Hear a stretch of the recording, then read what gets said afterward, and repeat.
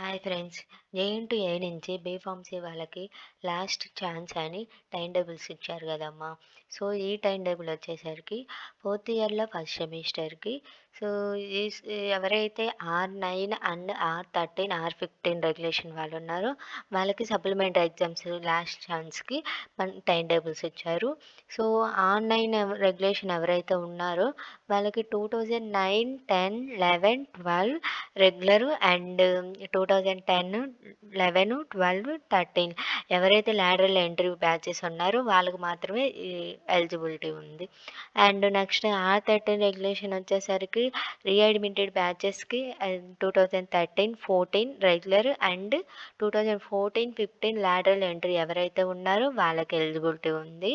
అలాగే R15 regulation వచ్చేసరికి readmitted batches and 2015 regular and 2016, 17 lateral ఎవరైతే ఉన్నారో వాళ్ళకి ఎలిజిబిలిటీ ఉందమ్మా.